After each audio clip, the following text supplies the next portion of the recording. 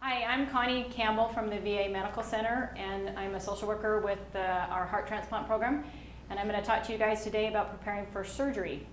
As we go along, you're welcome to ask questions, and I will do the best to repeat those questions. But ask as we go. Don't wait till the end if there's something comes up. What we're going to talk about is I'm going to review the medical literature documents that people first regarding surgery.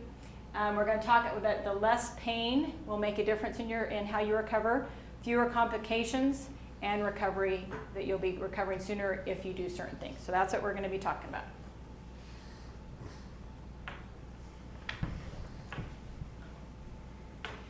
A study done in 1964 found that when anesthesiologists visit patients the evening before surgery, which happens, you will always see your anesthesiologist before you go to surgery, provide information about what to expect and taught them relaxation technique designed to reduce pain. These patients left the hospital 2.7 days earlier and required roughly half of the morphine than other patients. So it's really important that if you have had problems with anesthesia before, that's the time you're going to tell the doctor. Some patients have had surgery before, some patients have not. And the patients who have not had surgery sometimes don't even know if how you're going to react. But if you have had surgery, I've had patients who have had problems with, so you need to let them know so that they know kind of your experience of any kind of anesthesia before. It'll just make it much better for you. Research, multiple studies have confirmed that the effects of stress on wound healing. This is a really interesting study. One study looked at a group of dental students who were taking final exams, and the wounds that were placed 3 days before the major test healed an average of 40% more slowly than those made during the summer vacation. So because they were more stressed, their body was dealing with the stress, the body wasn't able to deal with the healing as well. So that's why we talk a lot about having ways to relax. If you get stressed, figure out that. We have a stress presentation in December as well. But it's really important that if you use some type of way to deal with your stress, obviously if you walk, that's not going to work when you're sitting in the bed on a ventilator. But if there's other things, music, if you enjoy having your hands rubbed, some people your head, some people their feet, let your caregiver know that. So you won't be able to tell them that's what you need, but if you become agitated, they can use those. So if you haven't developed some, I recommend that you develop some type of way to relax. It can be done in a bed with you on a ventilator. I've never been on a ventilator, but my patients have told me that is the hardest part of surgery, is being on the ventilator. Especially when you're awake on the ventilator, and we have patients in here who experience that. It's that tube down your throat, it feels like you're going to gag, is all you want is get it out, and the more you fight, the more we're going to keep it in. So the calmer you are, the quicker it's going to get out. Patients have been on ventilators for days after transplant, and patients have been on ventilators where they don't even remember they've had a ventilator because it's come out within 24 hours of the surgery. So it just depends. We can't tell you. I would assume that the lung patients, you guys that are here, will be on a little bit longer than a heart patient or a liver patient, because you are getting a lung transplant and you've already had problems with that, so you might be on a little bit longer. So if you have had surgery before, use those techniques. If you haven't, be aware, and they will tie you up if you're awake and you're on ventilator, because it's just a human reaction to pull for that. And so even though you're awake, a lot of times they're going to tie you down because they don't want you to accidentally go to pull that. And you're not doing it on purpose, but you're not really, you look like you're aware, but you're really not, because you're still under the anesthesia. Well, the thing about the stress, I know I'm getting a gift from God to be able to get this lung transplant, but I'm missing my fiance, something terrible, and I'm really we've both been stressing out about that. Mm-hmm. And when you're talking about that not healing stuff, you have any other groups or anybody that you can go to talk about that? Yeah, you can always talk about it in here, but then you can also talk to your specific social worker about that. Okay. About kind of, how you're dealing with that. Maybe they might be able to give you some different techniques. Both of you guys, different techniques, different ways to deal with it. Okay. It is hard. Distance is hard. Anybody that is at a distance, it's much harder when your caregiver's not here. Okay. If you have a computer, that helps compared. And I don't know anything about Skype. What do I do till then? But I understand Skype is really a good way, and you can even see the person on Skype.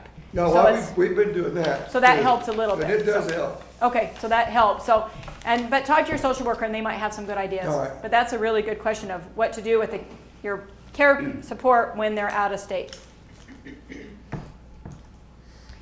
High operative fear of stress can predict a variety of poor outcomes, including higher pain levels. Going to talk about that, longer hospitalization stays, and more postoperative complications and poor treatment compliance. So we're going to talk a lot about that. Patients who are more anxious may be more reluctant to follow recommendations for the walking. So if you're in a lot of pain, you're not going to want to walk. But I can tell you, even the patients who are on the ventilator, they're going to try to get you sitting up, and they're going to try to even get you on the side of the bed, because it's really important right after surgery to get you up moving to prevent the blood clots in your legs and pneumonia and all those other complications that come with the surgery. So it's not uncommon within 24 hours, maybe that's probably a pretty good average, that you'll be on the side of the bed or even walking after your transplant. And that seems really weird to a liver or a heart patient who has had a very difficult time walking or doing things. With the lungs, you guys might be a little bit longer, but it's really important to get up and walk. And if you're in pain, you just kind of have to work through it. The coughing is a really hard thing. All of you guys who are having surgeries are going to have some type of wound, and then with the lungs and the hearts, they're going to open up your chest. You know, break your bone and open it up, and so you're going to have all that kind of pain. And then you have that surgical there. So you cough, and you don't want to cough because it hurts. If you don't cough, then you can have complications of pneumonia. So what I have been told is the best thing to do is to have a pillow and hold that pillow tight, really tight, so you can cough. Because it's really important you cough, and you're going to do much better and be out of the hospital much quicker if you cough. But that is really hard. The coughing is really hard. Am I right? Those who have had surgery? Coughing is difficult. Okay, good. Let's see, deep breathing, the same thing. You got to do deep breaths. If deep breaths, your chest is going in and out. Your chest has had surgery to it, so it's going to be painful. And so, like I said, it's going to have negative effects. Researchers have confirmed that an individual's perception of pain is greater when they are stressed. So you might anticipate your pain being much worse than it really is.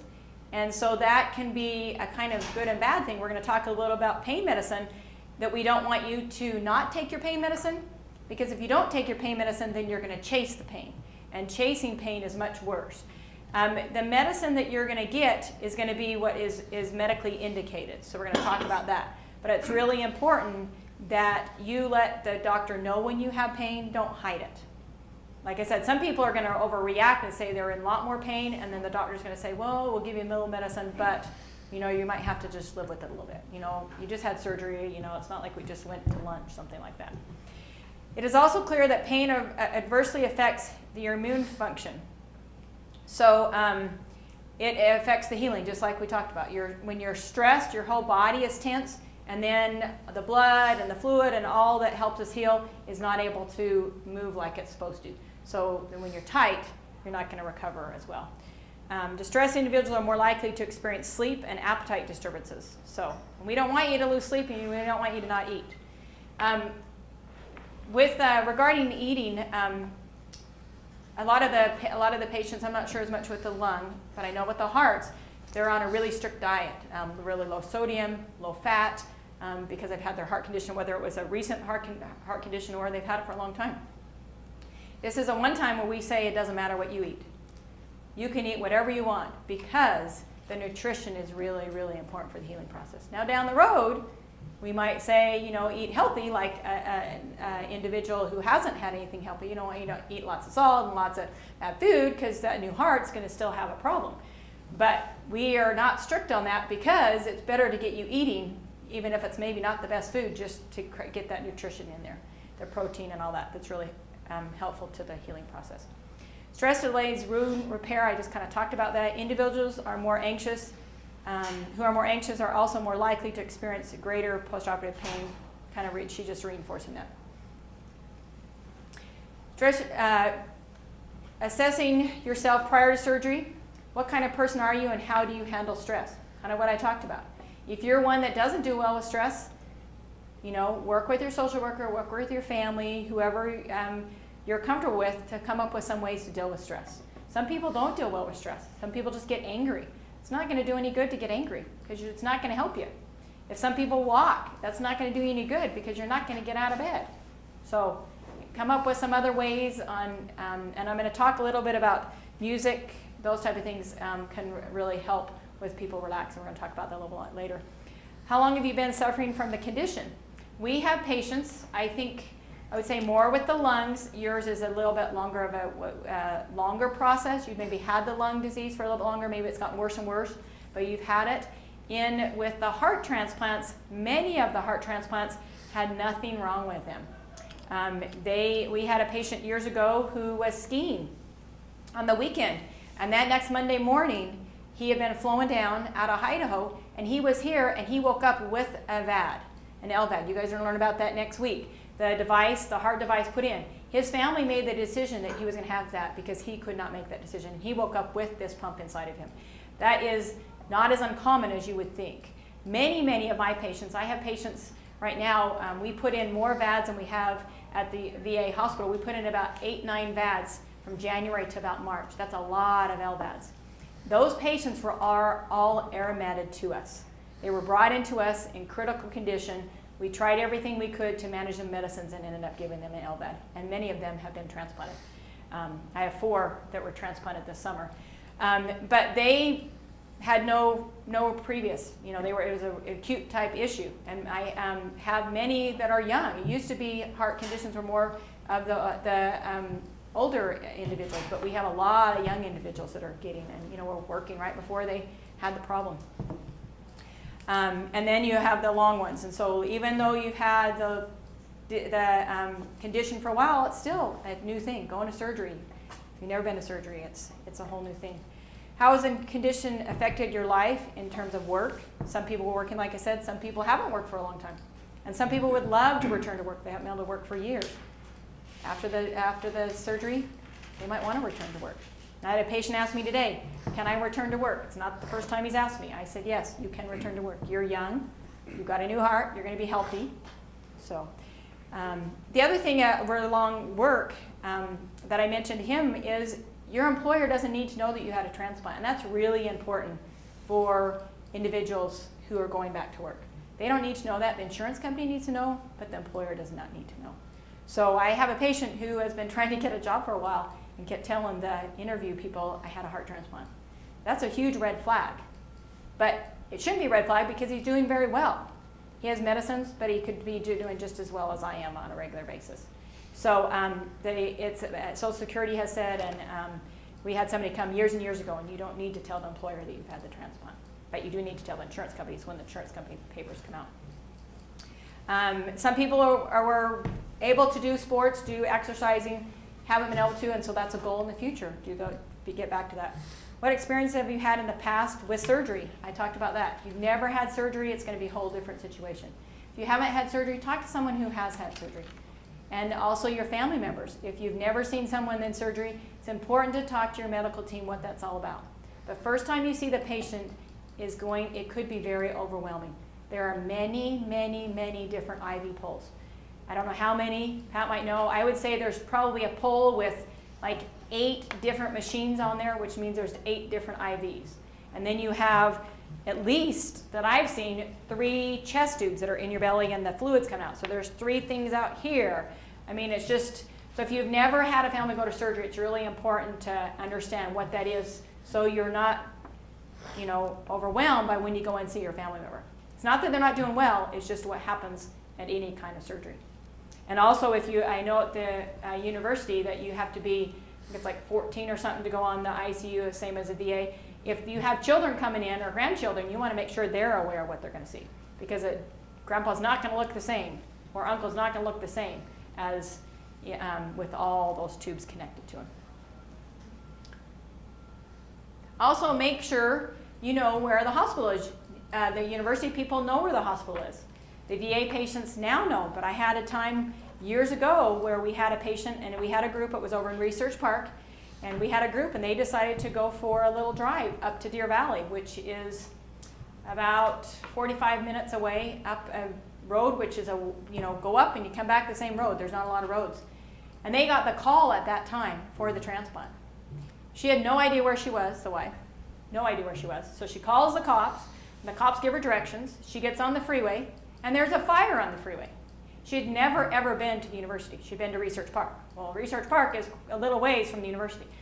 So now we tell our patients, which now we have the group here, but I tell my patients, you need to know multiple routes on how to get up here. It's important. And you guys who come to the university, if you come by the Huntsman basketball stadium, you want to make sure you know how to go up First South. And you probably also want to know how to go through Red Butte. Any of you guys been through Red Butte? If you don't know how to go to Red Butte, we need to teach you how to go to Red Butte. Because Foothill is not a way you want to come in a snowstorm or in traffic. If you try to come on Foothill at 7 o'clock in the morning, it's going to take you a long time. And there is nowhere for you to go unless you know the back route. But there is a back route up through Red Butte, and it's all behind everything. And I don't think that you come out right, but kind of where we are at meeting, come out around in this area, and then you can get to the hospital. It's kind of the back road. So know a bunch of different ways. Don't just rely on one way. Because when you get the call, it's going to be a call that you're not going to be expecting. My patients say, oh, I felt like I was going to get the call today. Did they get the call? No. They get it at the most unusual places. I had another patient who his wife decided to go home because it was Mother's Day. She'd been here for a while. I'm going to run home to see the mothers. When did he get the call? She drove up to Montana. He got the call. So he was told, don't drive. So he was really compliant, and he took a cab. So he got to University of Utah, and there was a fire drill. So he thought, well, I probably better say something. So he went to the front of the hospital, all these people, everybody out in front of the University of Utah hospital. Said, you know, I really don't want to go if there's a fire, but if it's really a drill, I'm waiting for a heart transplant. They called me for a transplant. Seconds later, all these people came down, a gurney, everybody came down to get him because it was a drill.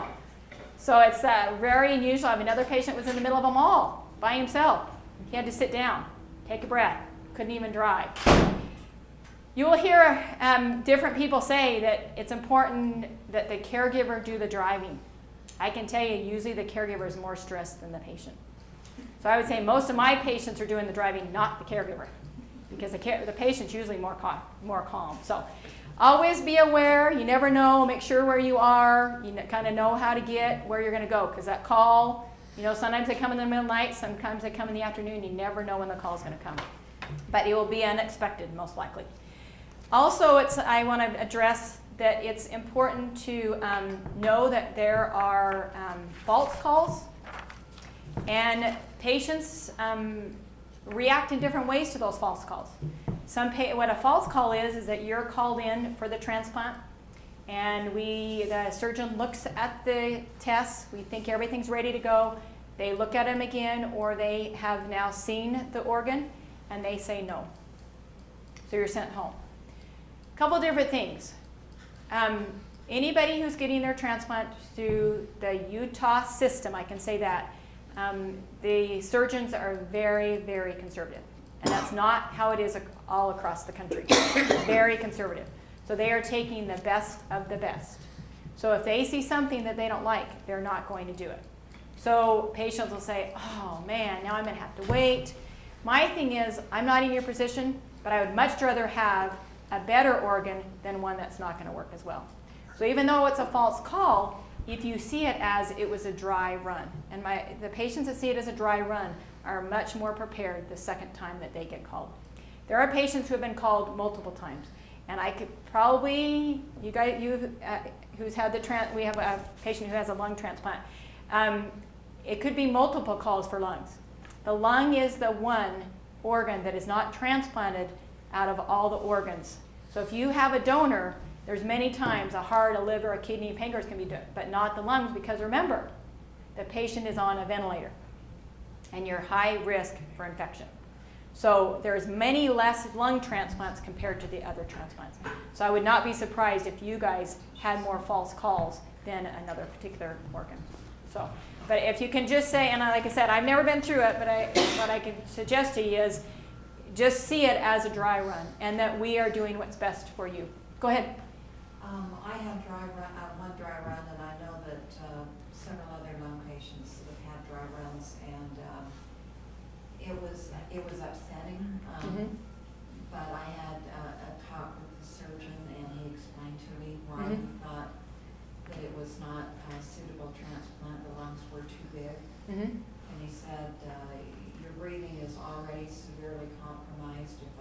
these lungs, you'll be as bad or worse off.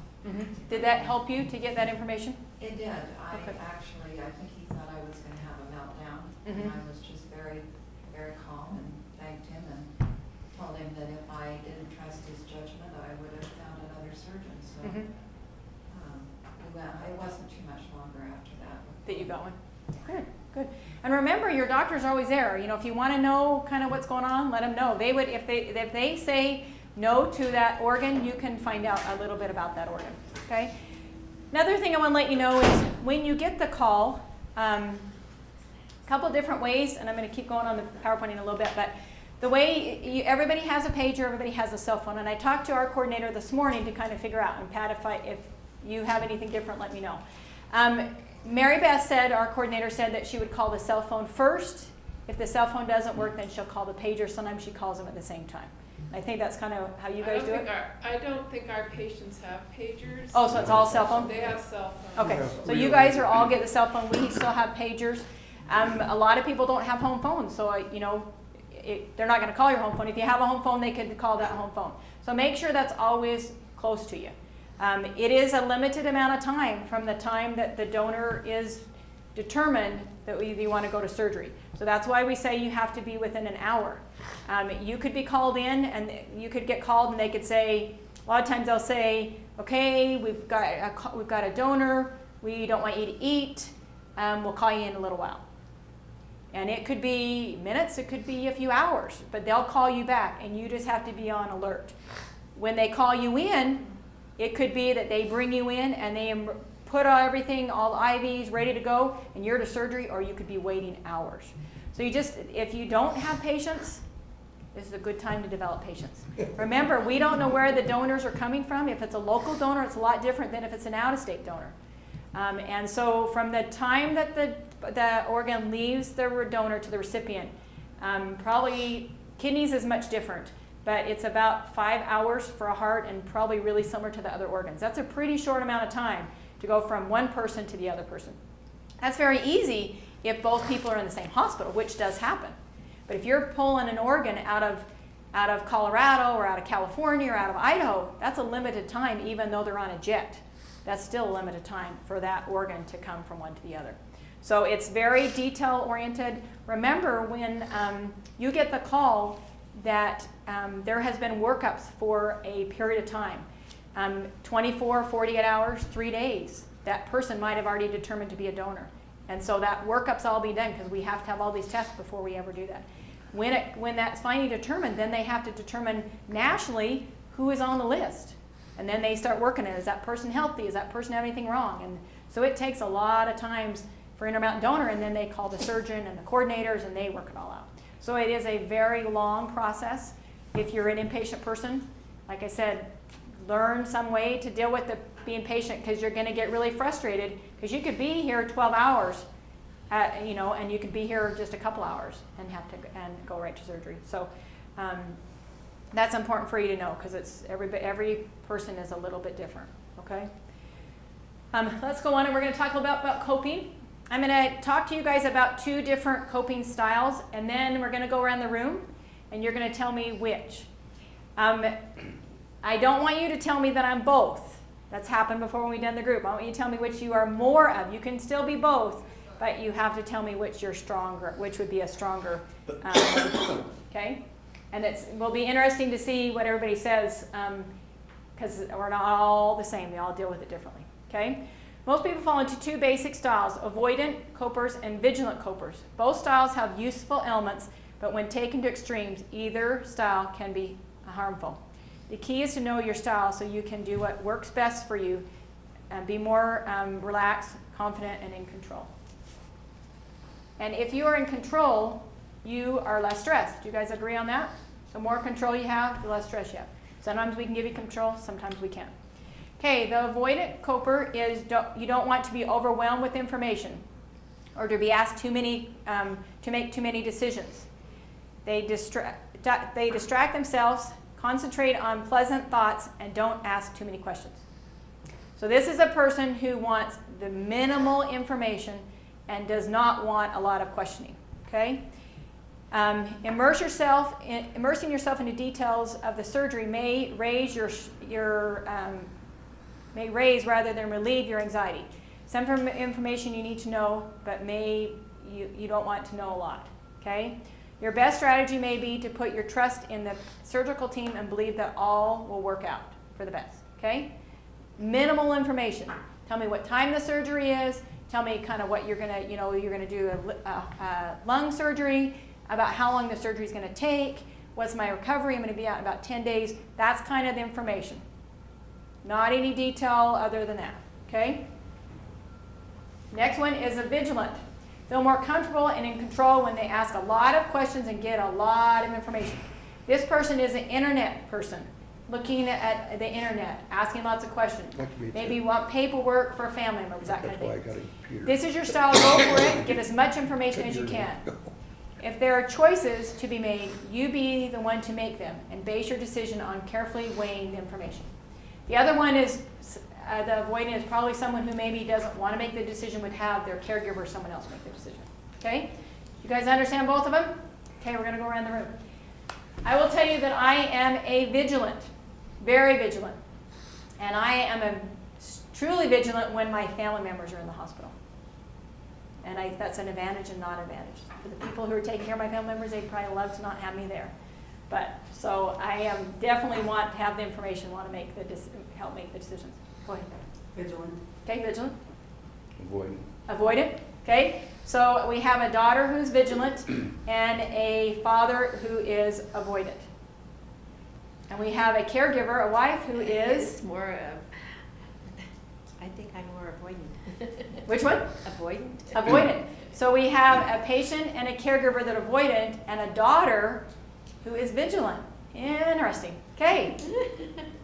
I am probably have been avoidant, but I have become more vigilant through all this process. Okay, so we have a caregiver who was avoidant before, and now the family member has been through a lung transplant, and he is a lot more vigilant than he was before. Okay, good. I'm vigilant on steroids.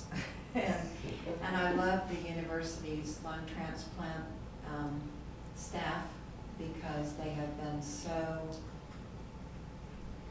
free with information and helped me feel so comfortable by answering all my questions. All your questions? How about before when you were waiting for the lung? Were you vigilant then too? Oh, yes. Always, Okay, so you've been always. vigilant. Oh, because you've been on prednisone for a long time. That's right. With the lung, you've been on prednisone. Okay, good. So we have two vigilants now, but we had avoidant and a vigilant. Okay, next. I am definitely vigilant. The more I know, the calmer I feel. Okay. More I'm the information. same. In fact, up till a year and a half ago, I never even had a computer. But I looked up I started looking up everything. I could find out about that. I was even going for one of those things where they were going to put the stents in your lung, to help you breathe better, but I couldn't get into that. But that's what I've always want to find out everything I can about this now. Good, good. So two vigilants, and they are both patients. Pat. I'm vigilant. Okay, Pat's a social worker. She's vigilant like I am. And Gordon, who is a patient. Definitely vigilant. Vigilant? Always been and always will be. And Gordon's wife is a nurse at the University of Utah. What is your wife? She's definitely vigilant as well. Okay, so two Well, that's my vigilants. girlfriend too. She's actually worked for the University of Utah in Idaho Falls as a home dialysis nurse. So she's vigilant too? Oh, yeah. Okay, another caregiver vigilant. Okay, Cammie. But she's not here. No, that's okay. But she What lets is me know Cammie? every day. I'm avoidant. Cammie is avoidant. Okay, so we have Just kidding. Yeah. two avoidants and 2.5. We had one that was avoidant and a vigilant. Interesting. Every time we do this, Gordon will be able to tell you that this is very I know, it's different. stuck up We have a there. lot that are avoidant and vigilant, That's the all. caregivers, and Otherwise, so I'd the probably patient's get one down and on the right the today. caregiver's the other. You just never know what the group's going to be. So this is important. This is really important as a caregiver to know what your patient is. Because if your patient is avoidant, you need to be at the meetings. So the daughter whose parents are both avoidant needs to go to all of the appointments as much as possible. Because they're not going to ask the questions, and she's going to ask them, and they're not going to be able to answer it. Am I right? Yep. I've been in that situation. So she's not going to get her answers, so she better go because she's not going to have a chance to get the information. Go ahead. Looking back on my experience, I would say probably the single most frustrating thing to me when I got my was being such a vigilant coper Mm-hmm. and being on a ventilator for 5 days and wanting all that information and having to write it all out Mhm. and try to get somebody to read my horrible handwriting Mhm. because I was desperate for information. Mm-hmm. But that's very hard for a vigilant person not to be able to communicate Mm-hmm. because of the ventilator. That's really good. She's talking about a vigilant person trying to communicate on a ventilator.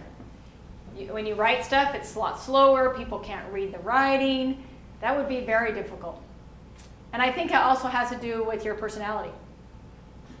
Sometimes a personality, if you're a person who needs to do the talking and needs to have the information, and then you're on that ventilator. And sometimes she was able to write. Some people don't write. Sometimes you try to read their lips. Some patients are easy to read lips on a ventilator, and some patients are not. Now, the nurses are really good, but I think probably some of the nurses still have sometimes. Depends on how the ventilator is placed in your mouth. But some people are easy to read, some people are not. So, and if you can't write because you got your hands tied down, luckily you were able to at least do some writing. Gordon? Mm-hmm. I definitely think that you can also be too involved. You can have too much information. I agree with you. We have doctors and nurses that are in for transplants, and they already read into what's going to happen. They Mm-hmm. and so sometimes it's easier to just sit back and enjoy the ride rather than superimpose everything. Yeah. and I'm worry glad you brought about that I up agree. because you can have, and that's one thing that's good about the internet and one thing that's bad about the internet is it's okay to get the information, but you have to remember not everything on the internet is correct. So that's why we have this group. It's really important to hear from someone who's been through it because you might get on the internet and hear some story and that story could be way out. But how do you know that that's a real way out story? So we always have patients who are willing to talk, and you guys are waiting when you get transplanted, you'll be in the same situation, to talk to patients and caregivers. I recommend to the caregivers, if they're out of the area, to call another caregiver. Get the information. I can't tell you exactly what it's going to be like. I can tell you what my patients tell me, but I have not been to talk to people. We do, the VA has only their hearts in Salt Lake City, and we have patients come from Dallas, Texas, Arizona, so they're a really long distance. But then we do our other transplants. We do our lungs in Wisconsin. We do our kidneys in Portland. We do our stem cell transplants up in Seattle. So I work them up, and so I try to get those patients to talk to other patients to see what it's like, to really, because I can only say what it's going to be like. So we're at definitely a different disadvantage here at the U. You guys have everything here. We don't, and so. You know, anybody that lives in Salt Lake or Montana or Idaho, they have to go out of state to have those other types of transplants. And other patients come to us from other states, so because of the system we're in. Okay, choose what you hear. We don't know exactly what patients hear when they're under. Okay, there's no way to tell. There's research going on all the time, but there's no way to tell for sure.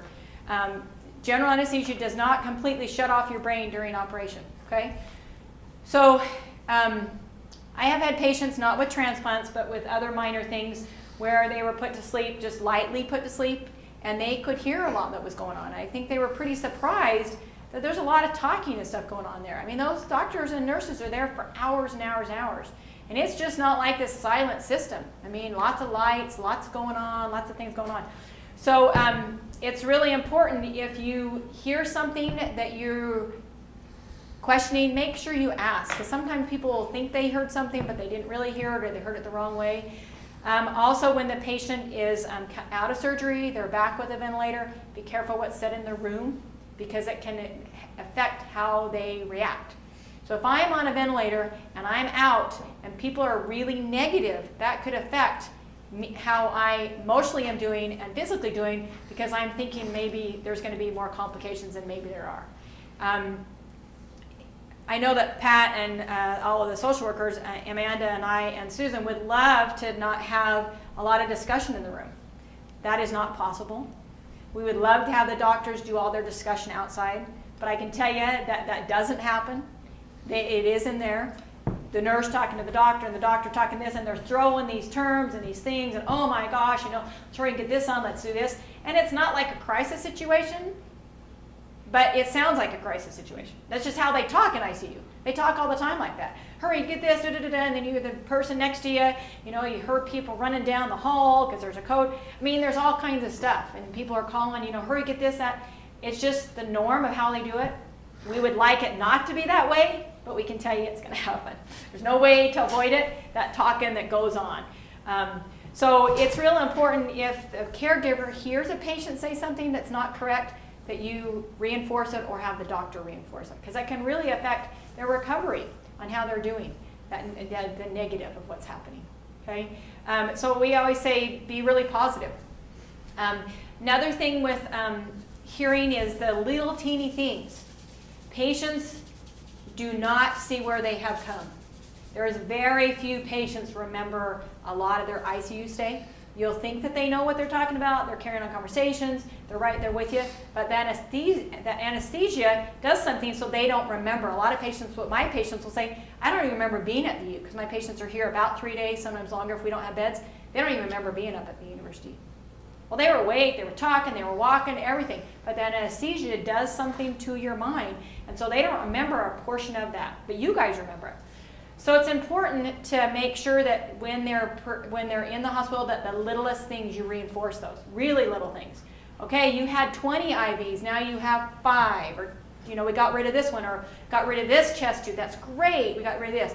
That is really important, because it's all they know is they came in with nothing on, you guys with oxygen, and they're hooked to a million things, and they're in pain, and it's just awful. So those little teeny tiny things, it's really important that you reinforce that as a caregiver, because a patient isn't going to get it. They're just, I'm not going anywhere, I'm here forever, all these tubes, you know, I'm never going to get back home, da da da da da. The other thing that's real important, I mentioned to my patients, anybody that has anything going on, is if there's something going on at home, the patient doesn't need to know about it. If there's a crisis and the washer's not working, or you know, some of the grandchild is sick and in the hospital, they don't need to know that type of stuff. You know, they don't even need to know it till you're ready to go. Don't give them that information. That is stressful to them. They need to deal with their healing, and you need to do whatever you need to do on the site. So it's not that we're keeping things from them, you know, in a negative way, but we are in a positive way, because they need to deal with their own situation. Have all the time, and Pat's dealt with it, all of us dealt with it, that these things come up and you're like, oh my gosh, why did you say something? There's nothing the patient can do. So don't even tell them. They can know about it down the road. If they get mad because you didn't tell them, that's okay, they'll get over it. But it's really not, you can only handle so much stress being in a hospital and getting through the, you know, any type of surgery. So don't bring that stuff up. Finances, I've had people do that. You know, if there's a problem with the bill, call a family, call your church, call someone, have them deal with the bill. Doesn't matter if the power was turned off. Don't tell your family member that the power was turned off, you know, accidentally or whatever. So it's amazing what people say. So anyway, we don't know what people hear, so it's really important to be aware of that. And like there are years and years ago, this is a long time ago, probably maybe 9-10 years ago, I think it hasn't been used probably since then, is there was a system where you could listen to tape at home before your surgery, and it was not this music, you know, calming jazz music. It was more of a relaxation tape type thing, and so you'd listen to it ahead of time, and then and I don't know, you can ask your surgeons if they'll allow this. It's kind of all depends on the surgeon. And then you listen to that same tape when you're in surgery, and then you listen to it out of surgery. So your body has adjusted to, when I hear this tape, that whatever's on that tape, it helps me relax. And they have found that that has made a difference in patients' recoveries. It is used across the country. Like I said, there were a couple patients years and years and years ago that did use this. Jerry had a whole series of tapes. It was a very set system. If your surgeon allows you, great. If not, if you have a tape you listen to, like I said, a relaxation tape or something that relaxes you, if you have music, have your family bring that in a headset thing. Now, rock music is not going to relax you even if you like it, because rock music gets you stimulated. That's not what we want. We want you to be calm. So if you have relaxation tapes, the C tapes, you know, if there's some kind of light music, and that helps you, make sure your family member knows that, because you can always have those little ones. I mean, the iPod, those little teeny flash drives are teeny now. Put on the headphones. If that's something that's going to calm you, you talk to the team, most likely they're going to let you have it, as long as there's not any any medical situation. If they know that that patient's gonna keep calm on the ventilator with it than without it, you know. So think about that, because now the devices are so tiny. I mean, they're probably even smaller than those little flash drives now. Studies show that people who heard soothing music before, during, and after needed less sedation, like I was talking to, so they didn't need as much medication. One study calculated that music in the operating room equals roughly 2.5 milligrams of Valium. Kind of what I talked about. Okay, so it might not be able to be used in there, but you could always use it in the ICU. Thinking positively, kind of talked about that. It's important for you, to your mind, to be as positive as possible. You guys are all vigilant. You're getting the information, or should be getting the information that you need, so that you are prepared for surgery. The more prepared you are, the more relaxed you are, the more positive you're going to be. Trusting your team is really important. Trusting those doctors. If you have a question that's not been answered, get those answered so that you're going in there. When you get that call, remember, we have no idea when the call is going to happen. We don't have, like when we have hip surgery, we're going to have it on this day. It's not a planned thing. So if you have questions, make sure that you're getting those answered. So when the time comes, that you have everything so you can go in as positive as possible. Try to think of your surgery as a positive event with positive outcomes. Remember why you are doing this: to improve your health, life, and a fuller life. Okay? It is a choice. Anybody that's on the transplant list has made the choice to have the surgery. Okay? Not that we don't make choices on other surgeries, but it is a choice, and so hopefully that choice has been to improve your quality of life. That's the goal of the transplant. Think of your hospital experience this is a crazy thing, but I'll read it to you guys. Think of your hospital stay experience as a chance to relax, read books, and catch up on some sleep. Meet new people, and of course, get well. Gordon, did you guys, the two of you guys have transplant, did you guys get a lot of sleep when you were in the hospital? I think I was on 60 milligrams of prednisone. Sleep was not an option. Okay, so you didn't get a lot of sleep. How about you, Gordon? Nope. Why did you not get sleep, Gordon? Well, because they keep waking you up to give you sleeping pills. And what else do they wake you up for? Well, you got blood tests, and you got draws, and you got vitals. Yep, Yeah. yep. And ICU up at the U had a pizza party on Sunday night at midnight. And I could tell you who brought the pizza in. I could tell you they were in the room right next to me having a great time on that bench table in there. And I was miserable. I couldn't sleep, and they wouldn't. You couldn't sleep? Yep. It's interesting that this is in here, and I did not write this PowerPoint. The social worker who originally started this group wrote this PowerPoint. But I think that's very interesting. I don't know any patient that gets a lot of sleep. It's very noisy. There's a lot going on. Also, a lot of reading. I think that's interesting. Reading, to get a lot of reading, you're not really healthy enough to read. I mean, how many people are going to read when they're in pain? Or they're groggy because of the pain. Interesting. So, research shows that people who take control of their own thoughts and feelings suffer less pre- and post-operative stress. Prepare. Trying to make sure you guys understand that. Watch for, these are things you want to watch for. I feel so helpless. There's nothing I can do. I can't stand it. This is too difficult. Ways to substitute those would be, I can get through this. This discomfort will pass. I won't always feel this way. I will feel better and be healthier soon. These are things also for the caregiver to remember. If it's a negative, try to make it a positive. Try to reverse it so it's more of a positive way of thinking. And I'm not saying that it's easy. And some patients are going to have that negative, but if we can try to help them reverse that, it'll just make it much easier through the whole process. We already talked about a little bit about music. Visualization. You can visualize your own healing in several different ways. Describe how you want to feel immediately after surgery. So that's some of the relaxation visual stuff. Imagine activities you enjoy. Some people, that's how they relax. I mean, I know when you do relaxation tapes, it'll say, you're now go to your favorite place, or go to the beach, or now feel that nice warm water, feel the sand in your toes. If that's something that helps you, let your family member know so that they can kind of help you. If you have a place that you love, let your family member know so they can describe that when you're really struggling to help you through it. Okay? Practice in your own mind what will take place and how you want to handle it. So that's it's kind of relaxation, another way of visualization, and you can do it on your own. And there are tapes if you want tapes, and I know the social workers have a variety of different things. Behavioral influences on surgery. There is clear evidence of importance of certain health habits that will increase your recovery, okay? Limit the use of alcohol, other substances, and caffeine, okay? Smoking affects you, getting plenty of sleep. That's hard because it's not like you're preparing for it. So you need to be getting sleep all the time because we don't know when it's going to come. If you're having problems sleeping, please let your doctor know. It's not good for your health while you're waiting, and it's not good health after to go a long time. You guys who are on prednisone have a hard time with that because the lung patients, because it wires you guys. But if you're being wired, make sure the doctor knows, and maybe they can use medicine or some relaxation or something. Remember, after transplant, you'll be on prednisone. So the patients who have not ever had prednisone have not experienced that fun experience that the lung patients have. But they will experience it because everybody has prednisone after transplant. And then good nutrition. Good nutrition all the time while you're waiting, and then also afterwards. Okay, develop a pain control plan. This is really important.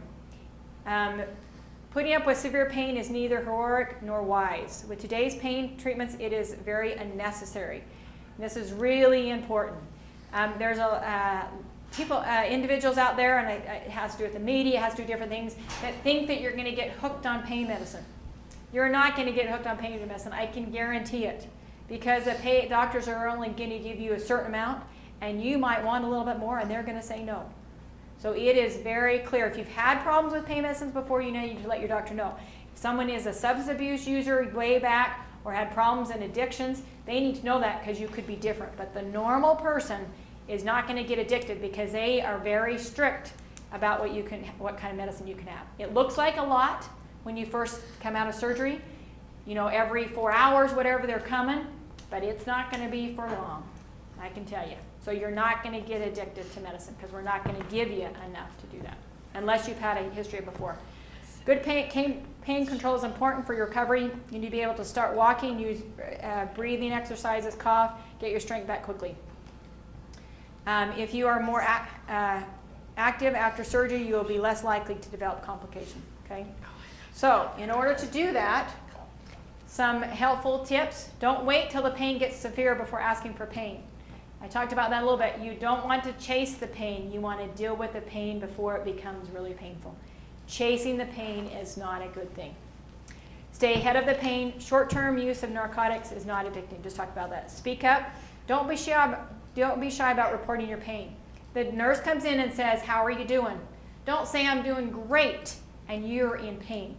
If they have you do the score of 1 to 10 and you tell them you're a 4 or a 5, they might not give you your medicine. But if you are a 10 or even a 7 or 8, they're not going to come back for another few hours. So you're going to get worse and worse and worse. So be aware. The first little while, it's a good idea to, when they come in, take the medicine and then slowly get off of it. Because if you don't take it then, they won't be back for a while. And when you come back, it could be too bad by then. I mean, and we only give you so much, and so then it takes a long time to chase that pain. The chasing pain is, your pain is so bad that there's not a lot we can do, and it's going to take a long time because there's only so much medicine we'll give you. The other thing is sometimes you can be asked 1 pill or 2 pills. Depending on the doctor and the nurse, it says 1 to 2. Sometimes they'll give you the 1 and then you'll ask for the other one an hour later. Some will not. It just depends. So you want to be aware of that. So if you normally take 2 and that works, you might want to take 2 and slowly work down to 1. Because you might not get that second one an hour later if the pain's not working. So be real upfront with the nurses, make sure, and if the caregivers, make sure you let them know. You can tell if a patient's in pain. You can tell by the way their face is. You can tell sometimes by just the way that they physically are. So you have to be aware of that because if they're really relaxed, maybe they don't need that second pill. If they're and you can just let the family know.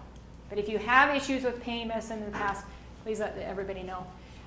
Also use other non-drug approaches. We talked about that: breathing, music, imagery, relaxation, massage, heat, feet. Okay, heat and ice. Sorry, I said feet. Massage and feet. Okay. Do you guys have any questions?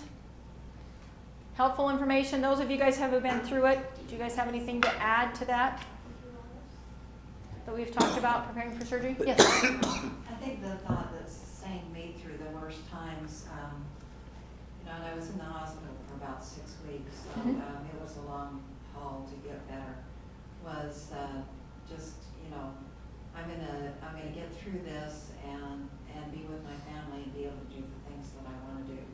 Mhm. So I think it's important to have a vision of what your life is going to be like afterwards and focus on that, not Mhm. focus on The media. the immediate, how miserable you are right now. I think it's, you need to have that forward thinking that this is going to pass and I'm going to have my life back and feel better and the outcome is worth what's going on now. Good, good. So she talked about looking towards the future. There's going to be positive. Don't look at this little part of a negative or being a lot of pain. Look towards the future. Think that, positively thinking. Good. And that helped you through because you did have some complications you weren't expecting. Good, good. Go ahead. I had to remind her of that many times. I bet you did. Caregiver had to remind her to be positive. Look to the future. Look to the grandkids. What are we going to do after this? That type of thing. Good. Yeah, being positive is definitely the biggest thing in it, but it's also a good thing to remember that it's going to be a roller coaster ride. Your energy's going to be up and it's going to be down. Your sickness is going to be up and it's going to be down. Yep. So you bought the ticket, you might as well enjoy the ride. Sit back and relax Good. and like the motto says, enjoy your hot chocolate. Just Enjoy your hot Go chocolate. ahead. That's our Does that's our that motto. continue after your first year? It and definitely even does, now, is up yes. and down still? It does. Go ahead. I kept telling her, I just want you to get better with baby steps. I don't care. Mhm. I don't need you to get a huge leaps and bounds. Just Mhm. a little bit better each day. Yep. And that'll work, you know. I understand it's frustrating, and you're not moving and getting where you're thinking you are. I can see progress, maybe you Mhm. cannot see progress. Doctors and nurses are telling you you're progressing, but, sometimes I think the patient has a hard time. Exactly. seeing that. So taking the baby steps.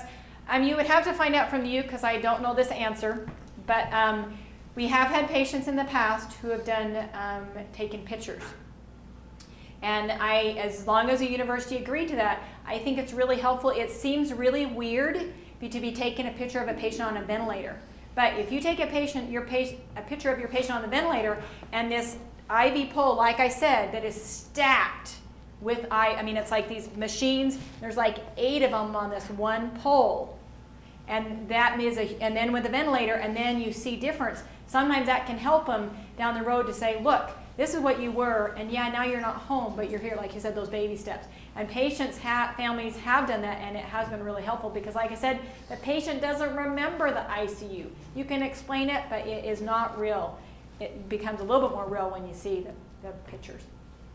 I counted 42 bags when she got out of surgery. Mm-hmm. She had four drains and a drain for the heart, Mm-hmm. so. Yeah. So it's a big Each thing. one of those went away, I said. Do you remember surgery? Do I remember? Do you remember being in ICU? Bits and pieces. Okay, but not the whole thing. Not, I think I've consciously tried to forget some of it. Some of it. But I do remember bits and pieces. I remember when after 5 days, when they had a big discussion about whether or not they should take the ventilator out, and I was voting, take it out, and the Mhm. doctors are over there trying to decide whether to take it out or leave it in, I do remember certain things. How about you, Gordon? Do you remember? I can remember a lot of it, but I think most of it is because we journaled. We did take them pictures. We did, and one thing to remember is on them medications, you're going to say funny things. You're going to think weird things, and it's nice to go back and read. Well, they weren't purple elephants and pink butterflies, but they might have been something else that might have affected you. Affected you.